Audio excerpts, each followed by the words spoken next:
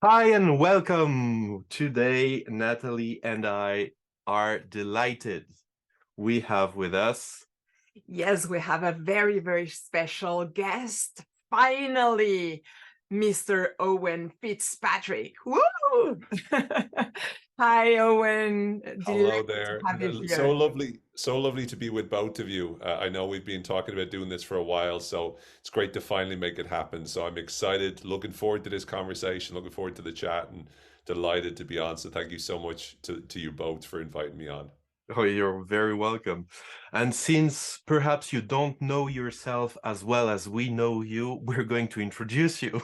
Right. So, Owen, and you can correct if something is not right. So you're basically psychologist, you're international best-selling author, you're speaker.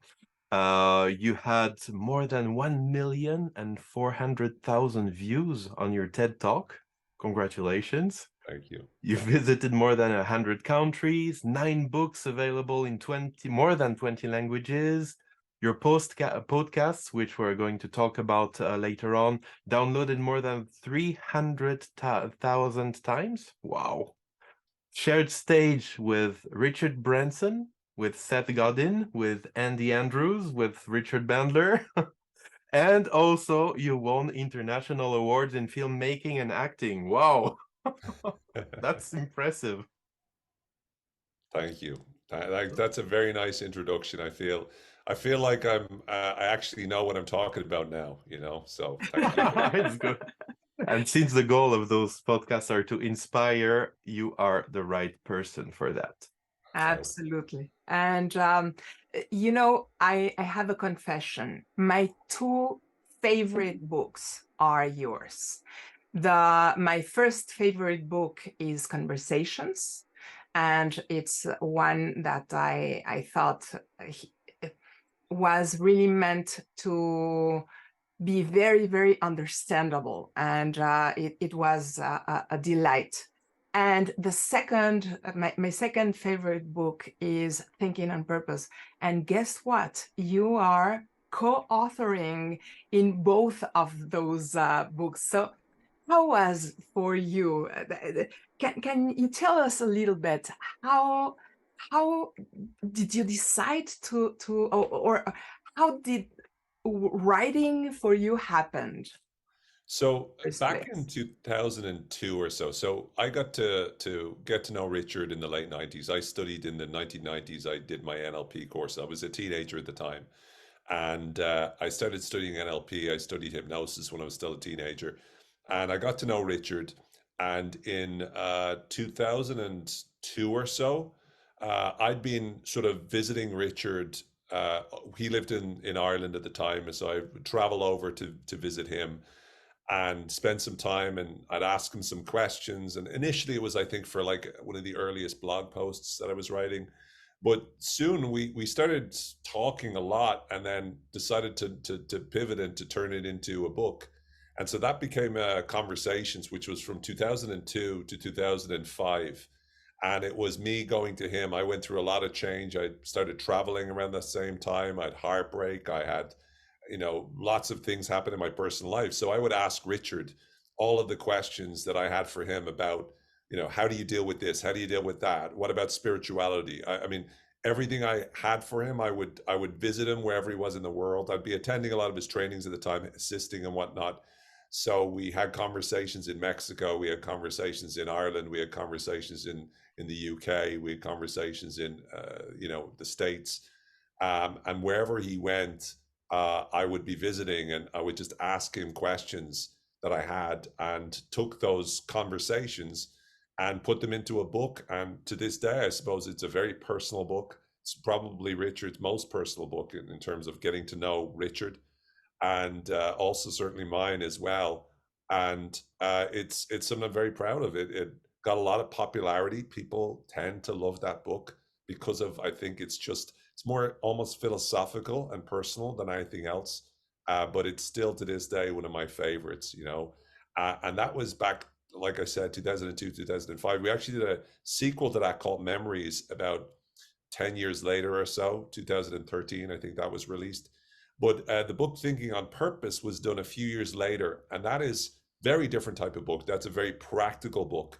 So again, Thinking on Purpose was largely Richard's, like Richard wanted a book which in a 15-day guide would help people to overcome a lot of the challenges that they face. So that Richard's really did the lion's share of that. I mean, I co-authored, but the majority of that is Richard walking through each challenge, for example, motivation or belief or whatnot, in a chapter, helping people. So today we're going to focus on this, and that's what you're going to get good at.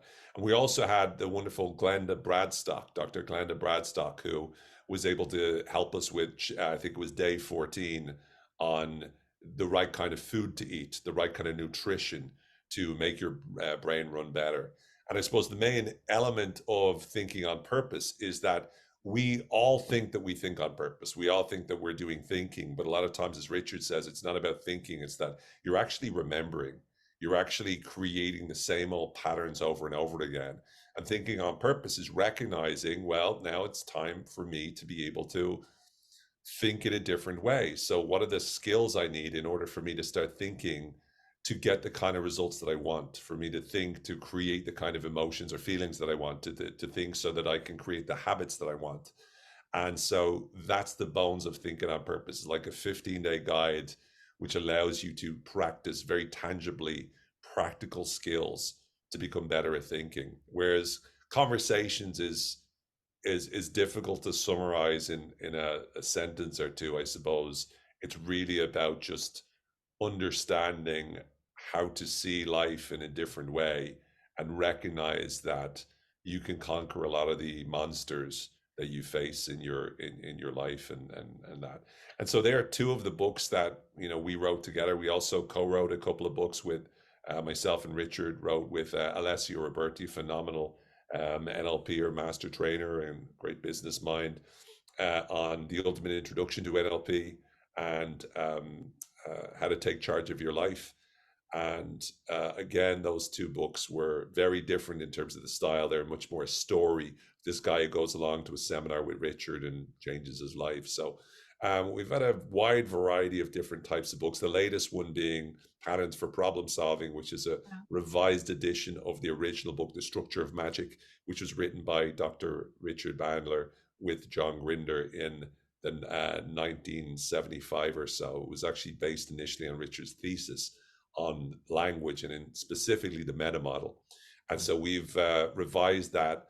I have contributed a little bit to that. So, a couple of chapters or whatever, where I've shared some of the problem solving techniques out there and some perspectives and connecting it to the meta model. But certainly, again, it's a lot of it's the genius of Richard, and we've really applied it, as opposed to therapy, which the original was. We've applied it to problem solving.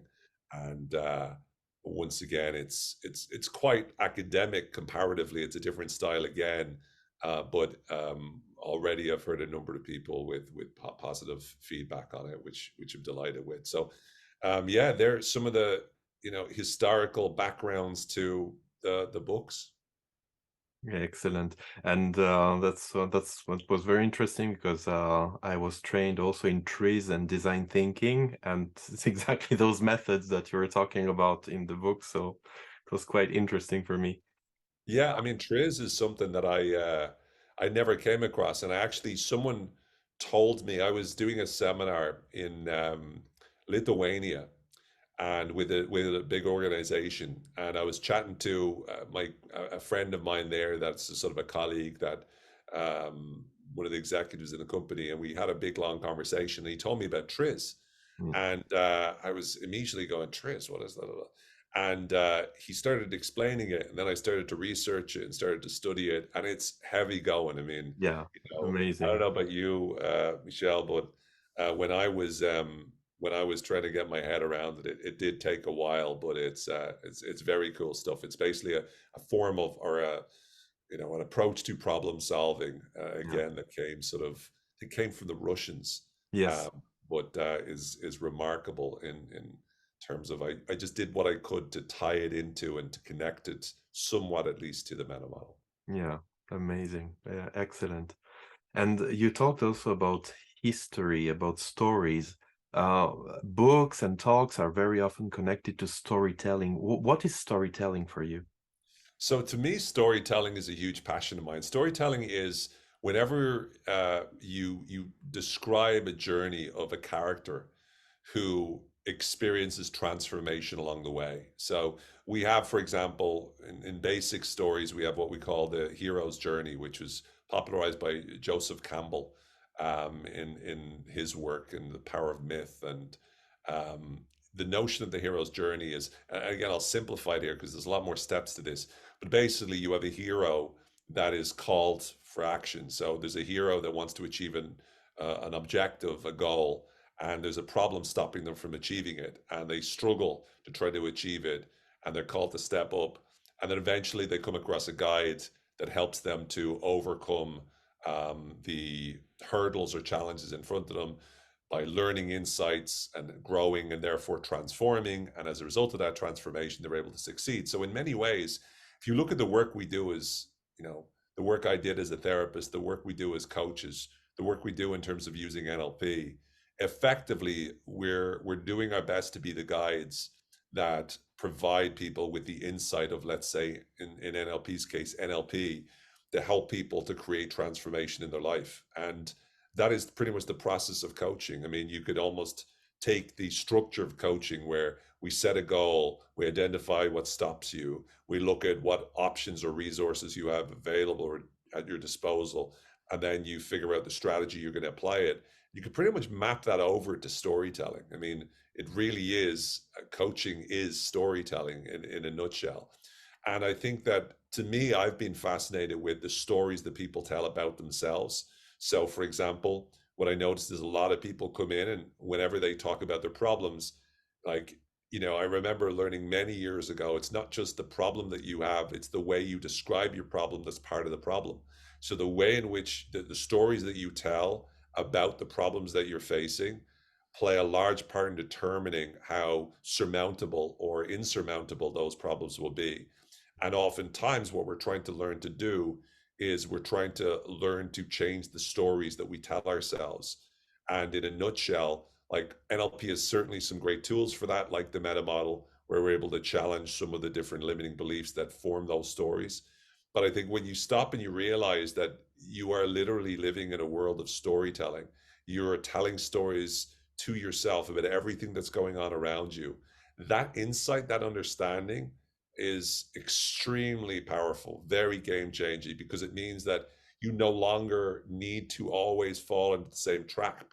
Instead, you can remind yourself once and for all, this is just a story. It's a story I'm telling myself.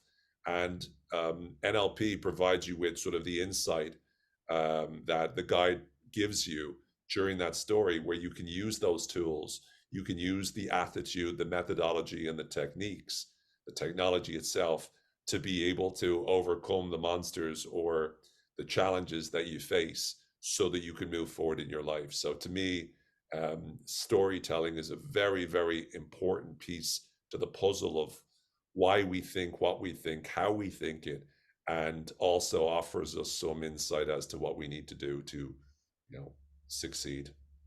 Yeah, I recently trained with you in Ireland, and it was amazing.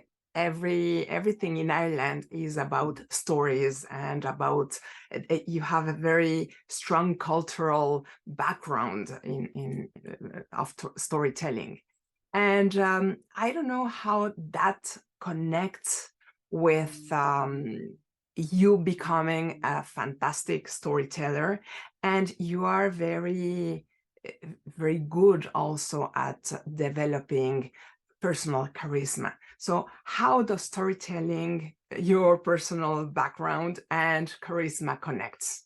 So I think I mean, you hit the nail on the head in that in Ireland we kind of are natural storytellers. In other words, we had ancient Irish storytellers known as the Shan Key, and it's very much part of our tradition of telling stories. And if you go to, let's say, a pub in the middle of Ireland, you'll have people that tell stories, and it could be extremely good at drawing you in and inviting you into a world which transports you to an experience that you'll never forget, right? So storytelling, I think, is definitely something that is heralded in our culture, in the community that I grew up in. But I also spent a lot of time studying screenwriting. I studied with great screenwriting guru, Robert McKee, who has taught more Oscar winners and more Emmy Award winners about screenwriting than anyone else. And I spent a lot of time. I mean, I attended every course he did, and still, even virtually, I still attend all of the courses and learned a lot about storytelling and how that works. So from one perspective is in working to change the stories that we tell ourselves, but also being able to become more effective at storytelling. I also studied acting as well, and acting was something that provided me with, I suppose, a more effective way of being able to understand timing and understand how to envelope yourself inside of a character, how to be able to make sure that you're what we call show don't tell when you're on stage. So when I describe, I mean, you've seen me in action, but when I'm telling a story on stage, I become the characters. And so when you become the characters, it's easy for the audience to see it happening. You can see, what the best comedians out there, stand-up comedians out there, are able to do is they're able to paint the picture of the stage, and they walk around an empty stage and it doesn't look empty the entire way through. You can see all of these props everywhere because they act as if there's props all over the stage. And so to me, the keys to effective storytelling, and then that leads into charisma, is that storytelling is definitely influenced by how charismatic you are, but how charismatic you are is very much expressed in your story. So for example, there's two elements to becoming charismatic. One is authenticity and the other is expressivity. So authenticity is that you're allowing yourself to be yourself more, right? Whereas expressivity is the more that you're able to express who you are to other people. And so what's really critical is that you're able to be comfortable with yourself. And this is really about overcoming the inner demons or the inner challenges that stop you from being comfortable with who you are, so that you can fully, in a very real way, in a very authentic way, be yourself and be comfortable with that, so people can see the real you. You're not pretending to be something that you're not. And on the flip side, you have expressivity, where you're able to very much express that you and let other people see that you in a very full way, so they get the opportunity to be able to be impacted by you. And being expressive and expressing yourself in a very vibrant way can impact other people's emotions more effectively. So often I see in the business world, we tend to have this professional head. So we go in there and you have your speech, your presentation and whatnot, and it's almost like your personality says, "I'll see you later. I'm just going to wait outside for you." And you're left there with this like almost dead version going, "So we're really excited here today, and I cannot wait to tell you." And there's no expression there. There's no expressivity. You say, "We're really excited." And the word excited is said in such a boring way. And, the opposite to that is when you use the juice of the word itself. So when you say the word excited, you sound excited. And that's, again, something we've been taught in terms of NLP, in terms of trainer school with Richard, is the importance of being able to tap into your own ability to be more expressive. And when you do that, it puts you in a really, really advantageous position, because then you're going to be making more of an impact. So if you take authenticity and expressivity together, so you're able to be more you and be you more and express the real authentic you in a more powerful way, that really translates very, very successfully into charisma. And it also happens to make you a far better storyteller, because when you're communicating, you're doing so with a realness and expressivity that makes those stories sing in a much more impactful way. Yeah, thank you. And actually today there are so many people who are producing social media content. They all want to become thought leaders. Some succeed, some others do not. What is your idea about how to become a thought leader? What would be the process? So this is something I've spent a lot of time on, not just because obviously it's the area I'm in, but I also started building what is known as a thought leaders mentorship a couple of years ago. It's something I started in 2020, and so every month I go out and I do some videos with different people that are interested in becoming more well known or becoming more impactful thought leaders, coaches, consultants, trainers, speakers, whatnot. And there's a number of elements to becoming a very successful thought leader. Obviously, you have setting up the business itself. And a lot of times, especially for the first few years of my career, this was in the 90s, I would always be focused on how do I get as good at NLP and coaching and psychology and all that sort of stuff. And I would always be very much focused on those elements. But over time, I realized the importance of marketing and the importance of producing the right kind of content out there into the world that gets you to impact people and gets people to pay attention to you. And I think there's a number of elements. One is that you have to be very clear of what your main area of focus is going to be. So you need to be not all things to all people. I think the danger of something like going in there as an NLPer is that you're an NLPer. But in many ways, you're all things to all people. So someone comes along and says, hey, can you help me with smoking? Yes, I can. Can you help me lose weight? Yes, I can. Can you help me perform better as a sports athlete? Yes, I can. Can you help me improve my business skills? Yes, I can. Can you help me be more persuasive? Yes, I can. Can you help me present? So it's all these different things. And if you could do everything, if you're all things to all people, well, sometimes it can be put that you're nothing to anyone, because once again you're creating too many possibilities. And it's like this whole nature, would you prefer to go to a brain surgeon for brain surgery or to a GP, a general practitioner? And so the notion is that first and foremost, you got to be specific about exactly what is most important, what you want to focus in on. And it doesn't mean it has to be the only thing. It just has to be the thing that you're initially known for. After that, you can start opening things up, right? Open the doorway to more ways to be able to serve or help people. But initially, you want to be able to be known for one thing. The other thing is, and this is a mistake I see a lot of people make, particularly people in terms of NLP or any approach really that you take, is that it's really important that you're focusing your content in social media on the subject or the problem or the goal, not on the methodology. So I see a lot of people that are going deep on NLP. Now, here's the thing. If you're an NLP trainer or a master trainer and you're trying to get more people to become NLP practitioners, then 100%, have your content about NLP. But if you're an NLP practitioner who wants to work with clients to help them overcome their problem, they don't care if you're using NLP. They don't care if you're using Reiki. They don't care if you're using telepathy. They don't care if you're using drink lots of water and that's going to solve your problem.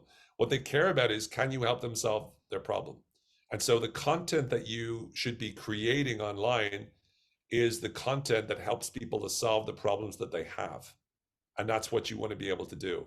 So it might seem simple, but so often people are like, they fall in love with this approach and they start promoting the approach. And unless you're thinking of teaching people to use that approach, you shouldn't be spending your content on that. Instead, what you should be spending time doing is, what are all the ways that I can help people to solve the problems they have and help them achieve their goals?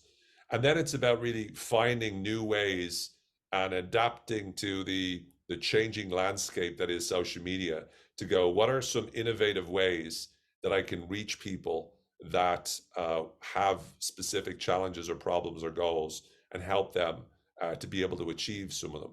And you're not helping them to create incredible, massive change in their life by a TikTok video. But what you're trying to do is give them small things they can do today that makes a difference, makes a noticeable difference to their life. And when you do that a number of times for people, you build a relationship with them, and they listen to your podcast or they watch your videos or they read your blog posts, and they go, this is someone I want to spend more time learning from. This is someone I want to attend a course with, or get access to their online content or whatnot. So you have to serve them by solving problems for them. And I think that key distinction of, it's not about the approach you're bringing to the table, no matter how passionate you are about the field. It's about what are the problems you're solving. That's what matters most. Wow. That's amazing, and I think it's it's the answer to a huge amount of practitioners and master practitioners fall into that kind of trap. Yeah. And yeah, it's just amazing. Wow. And what you talk a lot in your podcasts and all the work that you do. You talk about beliefs and the importance of believing the right thing. So what can you tell us about why believing the correct beliefs? And you kind of touched as one of the beliefs that most practitioners or master practitioners have to overcome at one point. But what about beliefs, Owen? So beliefs are really the center of my philosophy in terms of what I'm all about. So I've been working and developing a field called belief leadership. And the main core notion is that ideas don't lead to change. It's your belief in an idea that leads to change. And so you need to be able to master the art of cultivating belief.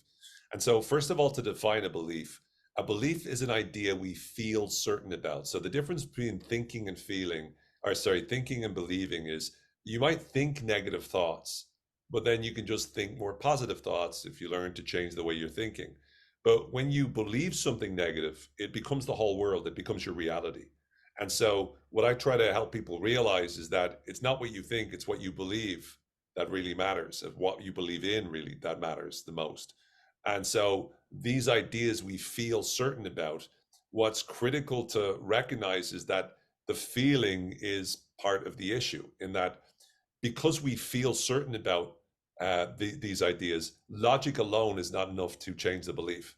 So what we typically will try to do when we try to change the belief is we try to attack it with logic. We go, well, well, this isn't true, or that isn't true, or this is actually incorrect.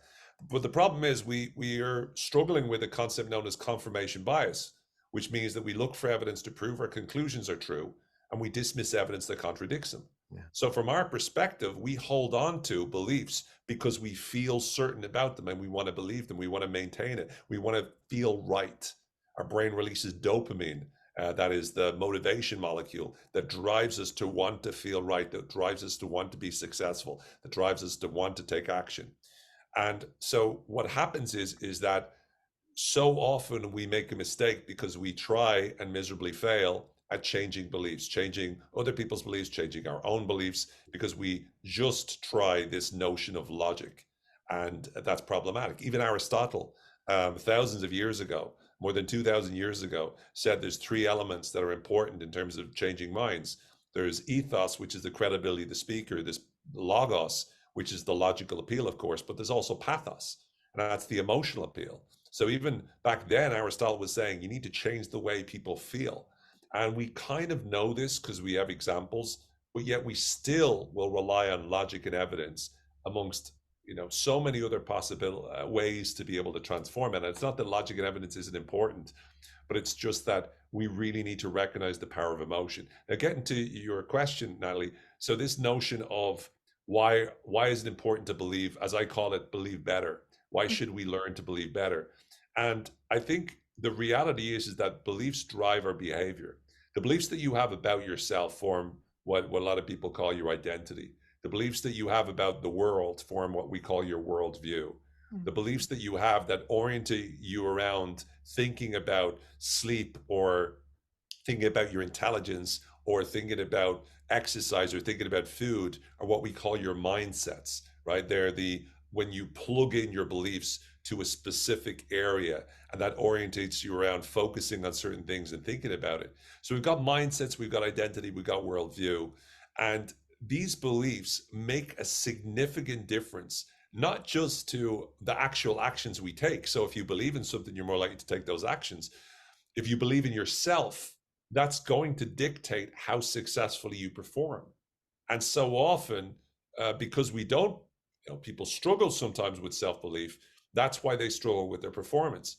But also, if you look at the research, I suppose from a neurochemical perspective and also from a biological perspective, all you got to do is look at placebo effects, right? Or the massive amount of literature around the power of mindsets, the power of beliefs to actually impact the hormones and the neurochemicals that are going on inside our head. For example, there's a chemical called ghrelin that is basically to do with how hungry you are. And based upon your beliefs or expectations over a particular thing that you're eating, and in particular, they did what was known as the milkshake study. And they gave participants a milkshake and they said, this is very sort of heavy, so many calories. And they drank it and the levels of ghrelin went down and stayed down for a while, right? And this is how hungry you are. So the higher the ghrelin, the more hungry you are. But the amount of ghrelin in their bodies was a lot, stayed low for quite a long period of time afterwards. Whereas a week later, they gave them a shake and they said, this is very, light in calories. This is a slim fast shake, right? They drank that and the ghrelin popped back up within a very short period of time. Yet they were drinking the exact same milkshake, right? So even our beliefs or expectations about what we consume affects what's going on in our body. So your belief affects what's going on in your body.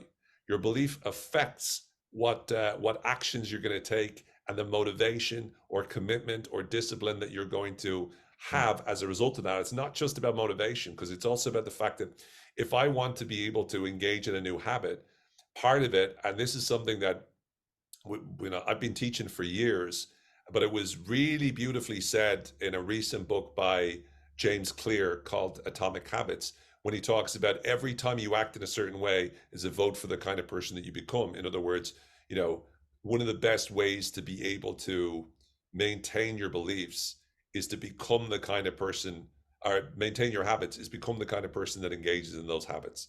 And so for me, I've always been talking about the power of, there's challenges obviously with your identity, your beliefs about yourself, but the power of having an identity where you believe I'm this type of person. And when you believe in that, it then will orient you towards making this habit become part of who you are. So you want to be you want to exercise regularly, become the kind of person who exercises regularly, see yourself as that person, and that's what's going to happen. And so for me, belief is just extremely powerful. It's not everything, but it's a huge part in helping us to be able to navigate through the world and enhance the quality of our lives. Super. And with all the experience that you have today, what would be, according to you, the baseline to develop good, strong beliefs? I think first of all, we should do a sort of what I call a belief audit, and that is to look at what are the areas of our life, first of all, that we struggle in terms of performance, struggle in terms of happiness, struggle in terms of different elements or areas where things aren't going the way, and then to start to look into what are the stories I'm telling myself about the way this works. So what is it that I believe is actually true? So for example, if you're single, you ask yourself the question, what are my beliefs about being single? What are my beliefs about myself in relation to being single? What are my beliefs about relationships? What are my beliefs about, the type of people that I'm interested in, right? If you have a generalization, for example, that says all men are, or all women are, or all they are all this way, then you're creating a sort of a story or a narrative in your head which has this sort of limitation to it. That means you're going to be consistently trapped by that. And I think once you recognize that, then you can start with, well, one aspect is to be able to challenge the logic of it and challenge the reason, the rationale, challenge the story with questions. And you've obviously got the best toolkit, or I think it's the best toolkit out there in terms of immediately challenging your own beliefs, which is the meta model. So you're able to go with things like, how do I know that's true? Or who says, or is that always true? Is that true in every case? Is every single person like that? And so what you're doing is you're using those. A good way to do it is to sort of to write out the beliefs and then to use the meta model questions and sort of have a dialogue on the page. Because when you try to do it inside your head, it doesn't just work as effectively as when you have it out there. But I think by starting that way, I think that helps. But I also talk about, it's really good to be surrounding yourself with the kind of people that share the same beliefs as you. It's important for you to take the kind of actions that someone with those beliefs would take. So in other words, you're not just trying to challenge the beliefs in terms of logic. You're changing the stories you tell yourself. You're changing the community you surround yourself with. You're changing the habits or actions you're taking on a regular basis. So what you're trying to do is in every single port of call, every single place, you're trying to change the overall way in which you interact with the world. And to me, when you do all of those things, that helps you to recognize the limitation of what beliefs you had, and it gets you to see, well, maybe I can be different. And there's one other one that I think is important. It's what I call the belief growth mindset. And that basically is obviously based upon the notion of growth mindset by Professor Carol Dweck of Stanford University, where she said, you know, your belief in your intelligence level or your belief in your ability, some people have a fixed mindset where they think this is how good I am, how smart I am, I'll always be like this. Other people have a growth mindset where they believe I can improve, develop, get better and smarter. And so for me, the belief growth mindset is that I can develop new beliefs. I'm not limited by the beliefs that I have. I can change my beliefs. And recognizing that means that you start to be prepared to be okay with being wrong. And so whenever I'm wrong about something, instead of feeling terrible about it, I actually feel excited, because being wrong, not all the time, but a lot of the time being wrong makes me aware. Now I get to shift and update my beliefs. So I'm excited when I get things wrong. And that means I'm hunting to consistently upgrade the beliefs I have for myself to empower myself even more. There is something that you mentioned about the beliefs that you have are creating the identity that you have. And my question is, how we know the basics of what we should be doing, but how can you construct the trust in yourself, the trust enough in order for you to change? So there's a few things. When we talk about trusting ourselves, one of the things that I always try to point out is if I'm trying to cultivate trust with people, obviously there's honesty, right? There's authenticity. There's also reliability, right? So for example, if I'm trying to get you to trust me, one of the things I need to do is be honest, right? Be honest about what's really going on. Another thing I need to do is be myself, not pretend to be someone that I'm not. But another thing that I need to do is I need to make a promise to you and then keep it. So I say to you, Nathalie, I'll email you by tomorrow at 3:00. Now, if I email you by tomorrow at 3:00, then you're more likely to trust me. Owen said he would do something and he followed through. I can trust if Owen says it, it's going to happen. So it's a really great way to build trust with others. So I began to think through that, and I was like, well, how do we build more trust with ourselves? Well, what we need to do is start to become a person of our word to ourselves. In other words, start to be reliable to you. And that means making promises to yourself that you follow through and keep. So what if you were able to tell yourself, I'm going to do this, and then you actually took yourself seriously? Because so often we say, oh, I'm going to get up tomorrow at 6 a.m. And then you wake up and you're like, oh, and you hit the snooze button. But every single time you do that, you're basically telling yourself, well, it was just an idea. You're not believing in the kinds of things that you say to yourself. And so when you become the kind of person that does what you tell yourself to do, you now form a relationship where you start to become the boss of yourself. A great example of this would be David Goggins, if you've heard about him. He's written a book called Can't Hurt Me, and then a follow-up book quite recently. And if you listen to his story, or even if you just watch a video of his, he's really this very much hard go, you know, you need to get up, you need to do this, you need to do that, you can, and it's very much, it's not for everybody. But what I love about it is it really is about becoming the boss inside of you. It's about deciding, if I tell myself I'm going to do something, I'm going to do it. I'm not going to let myself down. I'm not going to say, oh, I'm not going to eat this candy or these sweets. I'm not going to eat these potato chips or crisps.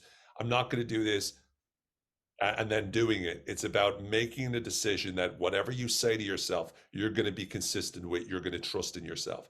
And when you start to take what you say to yourself seriously, that can be a game changer for you, because then you can start to trust yourself. Yeah. And that can help you with your overall self-confidence as well. It can help you to believe more in yourself. I mean, believing more in yourself itself is really about, once again, surrounding yourself with other people that believe in themselves as well as believe in you. It's about telling yourself stories about the things that you've done in the past, reminding yourself of the times where you've been the underdog and you've succeeded despite the adversity that you faced. It's about finding all of the evidence as to why you are good enough, about why you are great enough. And then it's about cultivating feelings where you, again, make yourself feel like you can do anything, make yourself feel great about yourself. That's what leads us to succeed. It's about being able to work on ourselves and start to take the actions that empower us to believe in ourselves. And sometimes it's about taking risks. You know, one of the things that I've come across a lot is that there is, especially there seems to be more for women than men, but the notion of the imposter phenomenon. And a lot of people call it the imposter syndrome, which can be potentially problematic because we can see it as this thing that happens to us, like it's a disease or something. But it's really, the accurate term as it was known and developed was the imposter phenomenon. And this notion is that we can often feel like we're not good enough, or we can feel like we're just pretending, or we're an imposter, and any moment now will be found out. And women tend to struggle, at least in my experience, and even in terms of the research, more than men with it. Men are more likely to, for example, there's the old study of men will go for a job whenever they are 60% of the qualifications, whereas women need 110% of the qualification to go for the same job. And I think it's really important to recognize that the difference, one of the main differences between the two, is that this notion of the inner critic, as we call it, and it's not the only voice that we have inside of us, but it's this notion whereby you focus your attention on all the gaps, and you focus your attention on all the things that you're not good enough at, or that you don't get right. And it's critical that we realize and recognize it's a little bit like if you surround yourself with a group of people, you'll have one person that sees, like the mismatcher in NLP, that sees every reason why this doesn't work, or someone who notices what's different and looks for the possible problems. And if all you do is listen to that person, well, of course, that's where your brain's going to be oriented. But if you instead start to recognize that is true, and you're honest with yourself, and you go, yeah, there are weaknesses, there are gaps there, but, and then you start to listen to other, like the boss voice inside of you, the voice that reminds you of all the amazing things you did, the coach inside of you that says, you know what, that time that you struggled and you overcame it, that's just a sign of just how incredible you are. And when we start to create a richer world for ourselves, which tools like NLP and definitely things like DHE, Design Human Engineering, another one of Richard's creations, allows us to be able to build, it can be revolutionary for our mind, because quite literally we are revolting and we're, I suppose, responding to the inner adversity, the inner challenges that are trying to get us to doubt ourselves. And instead of choosing to listen to the inner critic or the inner doubter all the time, we recognize it's there, but we start to tune to a different frequency. We elect a new voice. And by doing so, we rise ourselves up and we decide today is the day that I'm going to take charge of my life. I'm going to listen to the boss voice and I'm going to become all that I can be. And it doesn't guarantee that I'll be successful. But if I'm not successful now, I'm going to learn and nothing's going to stop me. There's no such thing as failure. There's only feedback that empowers me to move forward and achieve what I want. I think when we start to think like that, that can be, like I said, transformational. Yeah. And all this, it's a lot about habits. I would like to know, you, Owen, What are your best habits? The ones that you're most proud of? I suppose there's a few that I'm still a work in progress. Anyone that knows me, if you talk to my girlfriend, I'm definitely a work in progress. I got a lot of things I need to improve on. But I think one of them is I've got a very good habit of curiosity, and I know it might not seem like a habit, but I'm just constantly like learning, constantly inputting information.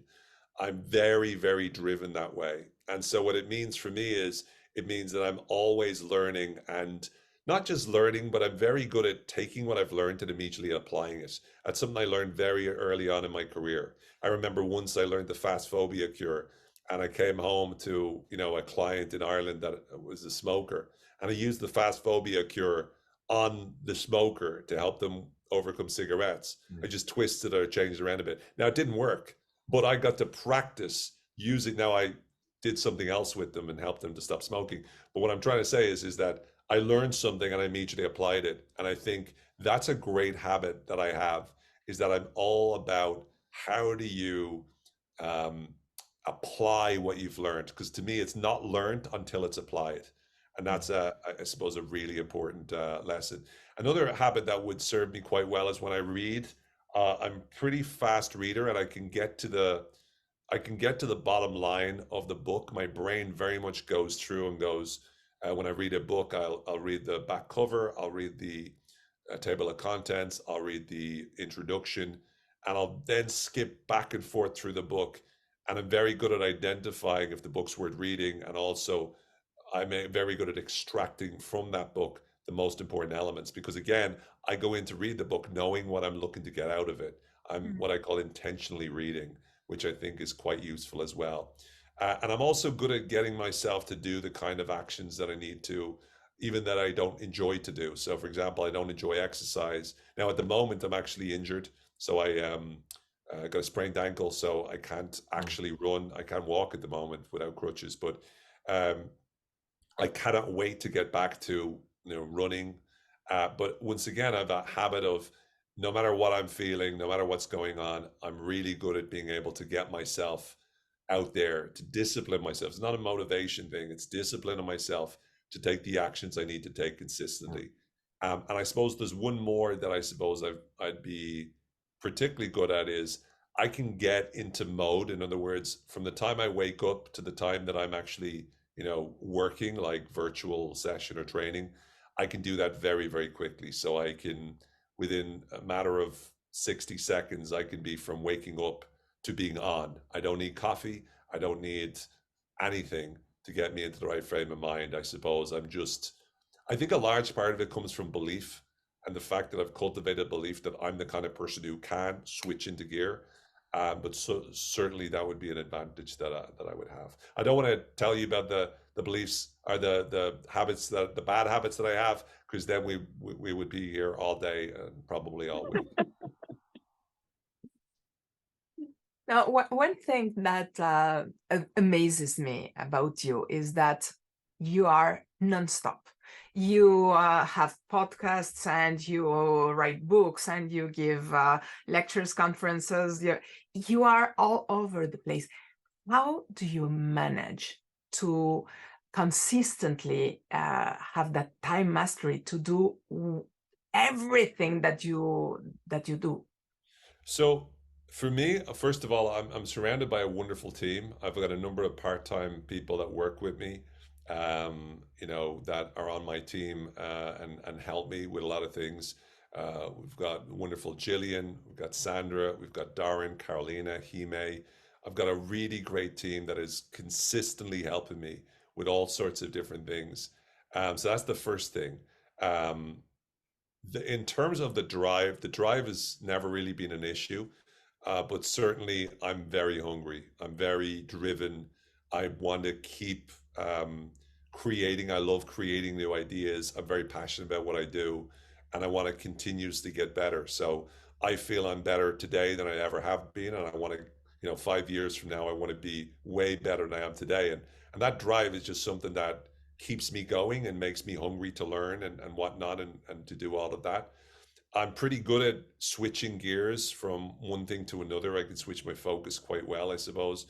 But it is a challenge, and the big challenge really comes in terms of my personal life, because when you are as dedicated, I don't want to use the word obsessed because I think it's used too often, but when you're as dedicated to the area that I feel, when you're as committed to it, uh, it's hard to switch off, and it's hard still to this day. It's a challenge that I'm struggle with every single day, but I think I it's so necessary that it's something that I have to spend a lot of time working on. So I'm quite productive because I'm pretty quick in terms of doing things. But oftentimes I'll risk burning myself out just because I do not stop. And so I've learned over the last few years, like one of the big things that's made a big difference to me, my health, has been sleeping more. And I sleep a lot more. Um, I'm sort of relatively speaking, I'm exercising regularly. I'm eating better than I used to. So I'm taking care of my body. I'm getting older as well. But I think a big part is really the hard part is always how do you switch off? And what I try to do is give myself the kinds of things that I enjoy to switch off to. So I try not to give myself like empty days where I do nothing, unless I'm planning to, go for a nice long walk, or go to a coffee shop and read a book, read a fiction book. But I try to schedule in my times to switch off, and that keeps me relatively sane. And looks like you're talking about me. Yeah, well, there you go. It's amazing. Love it. Makes one to know one. I have a very similar model. The same model here, yeah. I have one question for you, because there are plenty of motivational speakers. There are also people like Mel Robbins who said that motivation is garbage because it's here today and tomorrow it's not there anymore. What do you think about motivation? I think motivation is I think everyone's right in the sense that motivation is critical to your success, and yet it's not enough for your success. So when Mel says motivation is garbage, that's just a beautiful one-liner that's going to get and did get tons of reach because she's phenomenal at marketing. And Mel Robbins is a wonderful speaker. She's a good writer. Obviously, the ideas in the books aren't like revolutionary or super deep or anything. But even the 5-second rule, in a nutshell, it's discipline. It's count down from 5, 4, 3, 2, 1, and then take action. That's discipline. That's not requiring motivation. Zig Ziglar used to say, motivation is like a bath. You need to take one every day. And so I think the answer lies somewhere in the middle. I think on the one hand, you want to be motivated, right? And you want to motivate yourself. And that's by setting the vision of what you want to achieve, how amazing things would be, what you want to accomplish, which is great because that drives literally the neurochemical dopamine primarily and fires you up. And dopamine is what gets you to want to take action. And motivation is not just the towards motivation, as we know in NLP, we also have the away from motivation, but both of them get us to take the action. So I think motivation is critical, especially at the beginning. But discipline, and sometimes it's like, the term grit is used, but discipline is your ability to do something even when you don't feel like doing it. Like we live in a world where oftentimes people are like, oh, listen to yourself and do what you feel like doing. Well, no, sometimes don't do what you feel like doing. Sometimes it's about doing whatever you know you need to do. Because when you were in the right frame of mind, that was what you knew would make a positive difference to your life. So I think motivation is great and important, and I definitely recommend people learn how to be able to become more motivated for sure. And discipline is also critical. And discipline is your ability to be able to organize your life to the point where you're taking the actions you need to take. One of the things I have in one of my memberships is I did a course on motivation school, a course on discipline school, and a course on habit school. And to me, if you have those 3 skills, motivation, discipline, and habits, then what you have is you have everything that you need to be able to be consistently taking the actions that you need to moving forward. If you don't have motivation, then with all the notion in the world you're never going to be able to succeed at what you want because you don't have something compelling enough to get you out of bed to move towards it. In many ways, we are motivated all the time. It's just what direction we're motivated to go in anyway. Yeah. So, recognizing that means that we combine motivation to get you going, to move you towards things. And every now and then, putting more of that gas, that petrol, that diesel into you, that motivation into you to remind you of the why, let's say. But the discipline piece is also critical. And that means getting yourself to be able to do things when things are hard. Someone said recently, it's like what you do on the bad days is so much more important than what you do on the good days. Mm. And I think like when you're on one of the bad days, you don't always feel motivated. But if you can take the actions anyway, if you can, eat healthy anyway, if you can exercise anyway, if you can go to bed early anyway, those are the kind of things that will stand for you moving forward. Yeah, there is a thing that has always surprised me about your mindset. Many things surprise me about your mindset, but there is one in particular, is that you have an approach of not fearing your fear. You really, if we are talking about the going forwards or avoiding the pain, you really look into the kind of motivation that you can take out of going away and facing your fears and building up, kind of making that kind of avoidance or fear into your fuel in order to advance. Could that be related to what you're saying about motivation and habits? Perhaps, yeah. I mean, for me, I think it's a very good point. I suppose one of the things that I think that is talked about too much is everyone's about like, feel good, feel positive, feel motivated, feel inspired, which is all great. But I think that what we do is it's like we tend to, like I remember once someone coming up to me saying, how are you? And I said, oh, I'm doing okay. Mm. And they were an NLP and they were like lost. They go, you're only doing okay? Oh, and it was like a competition about how happy they were. So they're giving me all of these like adjectives to describe how amazing they were. And I think sometimes there's a risk in general where we fall into this trap of trying to show how motivated or how happy or how positive we are, and we fail to see that there's some greatness to come from pain. And I know that's not really okay, I suppose, to say in this field, because in the field that we're in, I'm not just talking NLP, or I'm talking, even the notion of positive psychology and whatnot. Sometimes we can get so caught up in trying to be happy, focus on happiness and all that, which is great. I'm not downing it at all. But I think there's a notion of toxic positivity where you get too positive and then you fail to see that you can alchemize, or you can take pain, you can take challenge, you can take adversity, and you can transform it into something incredible. Like there's a notion that Nicholas Nassim Taleb came up with in his book, Anti-Fragile. And anti-fragile is this notion that, like what can come, the good that can come from chaos and disorder, right? And so the notion is that like when you lift weights, you break down your muscle fibers, and then as a result of, exposing them towards that stress, they grow back stronger. And so in many ways, the things that make us the strongest are the challenges that we face. If you want to become fitter, you don't stay in your comfort zone. You push into being, feeling discomfort, being uncomfortable, and that's what makes you stronger. You want to get better at tennis, you play people that are better than you at tennis, and you lose more, and you experience the adversity that makes you stronger.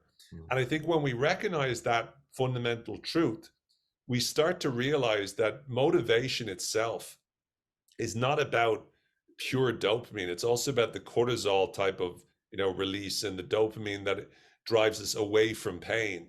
And when you can be motivated by the negative experiences of your life, when you could be motivated by what you don't like, what you don't want. It's like Jim Rohn, the famous motivational speaker, said, one of the most important things that will change your life is desperation, right? And disgust actually was the word I think he used. And this notion of disgust is, as a motivator, I think is compelling. So I think that we live in a world that so often we try to be positive, positive, positive. And there's just, to me, the world is not just positive. The world is a horrible place in many ways. And it's an incredibly beautiful and amazing place in so many ways. And it really depends on what we're looking at and what we pay attention to. But life isn't fair. It's a tough struggle.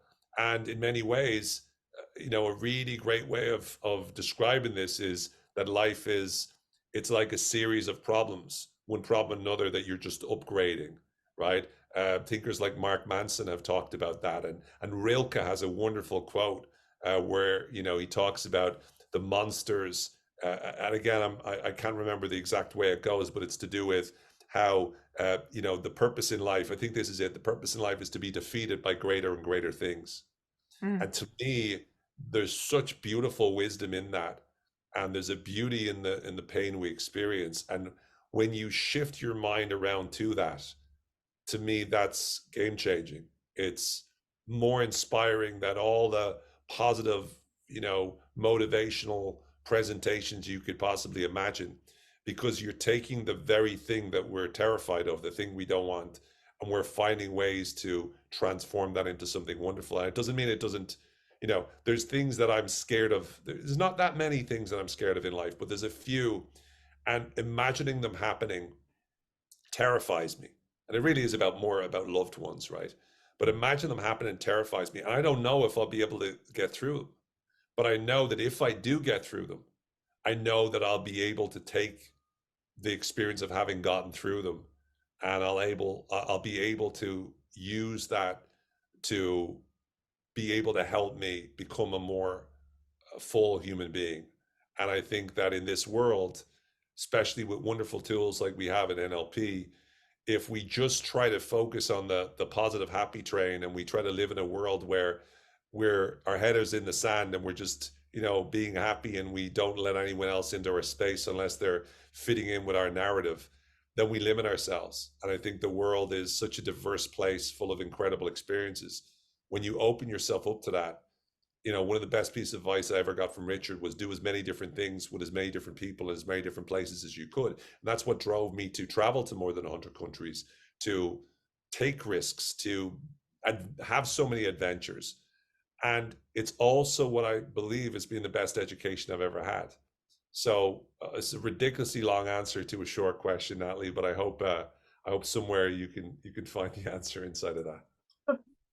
No, but it's super interesting because, as you say, this world has both of the sides of the coin, and if you only look at one, inevitably you are going to fall into the other at some point. And if you don't have something to cope with that, because as Richard says, shit happens. If you have ignored that possibility, you are not going to be as strong to rebound and recover from that. 100%. Yeah, absolutely. And there's one point, because it's been about 20 years that I work in artificial intelligence. I was one of the early developers and users on OpenAI and ChatGPT and all this. And Nathalie was recently at your training, and you were talking about ChatGPT in the training. So I wanted to know, what is your view of AI, the impact of AI on society, according to you? So there's a few things just to unpack it a bit. So first of all, there's let's say OpenAI, and unlike yourself, Michel, I have a limited experience with artificial intelligence. I obviously use little bits and pieces, but when ChatGPT came out, I played around with it and I was blown away by just how good it was. And so I've worked a lot, and I've even done a number of courses on ChatGPT just recently in terms of prompting. And I think that from a, let's say, from a marketing perspective, obviously it's a game changer. It's not going to replace people, but I think people who are able to use it will replace people who can't. That's the quote that I've heard many times people say. To me, ChatGPT and things like that offer us ways to be able to do what Google offered us back in the day and what email offered us back in the day, which is continuously makes it easier for us to do more. The problem is the more that we can do, the more that we will do. Yeah. And that's problematic for a number of reasons. With the dangers of AI, I see things like being able to create avatars for people and to be able to mimic people's voices. I see that as being like, I don't even know what to think. I think that's the scariest part of AI for me, is that when they get to the place where they're able to have Owen Fitzpatrick, and they're able to have an Owen Fitzpatrick, you know, that is out there and impersonating me, saying stuff that I don't want to say, that's terrifying, because that really takes the world of reality tunnels we've been living in over the last, especially the last 7-8 years or so, and it brings it to a whole new, I mean, we already have notions like fake news or, you know, alternative facts, and now we're going to have like an alternative reality. And the alternative reality isn't going to be the stick your goggles on. It's literally going to be presenting to the world through the internet things that are not based. So that's the scary part for me. I think it's an amazing resource. I mean, I think you can have conversations with things like ChatGPT and learn a massive amount of wonderful insights. But I think also I've came up with an idea around what I call brain prompting. And brain prompting is the same way we communicate with AI. What if we're able to prompt our brains in the same way? So I actually have a podcast episode I did, which is, you know, 3 different elements, and I'm just scratching the surface, but 3 elements of prompting. So one is the questions we ask, like when we, you know, in order for you to get better at prompt engineering, you need to ask better questions to ChatGPT to get better answers.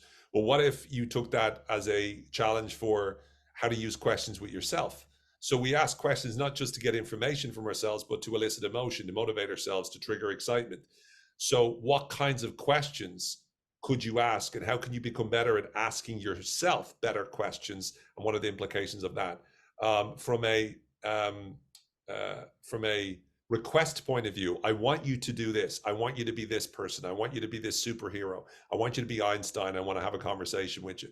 What if you were again able to do that? From a modeling point of view in NLP, we kind of do that. We go, what if I was Michael Jordan? What if I was Elon Musk? How would I deal with this particular business problem? So what you're doing is you're requesting it, and if you again frame the request correctly, then you're going to get better responses from ChatGPT. So what if you were to frame your request more correctly to your brain, to say that to yourself?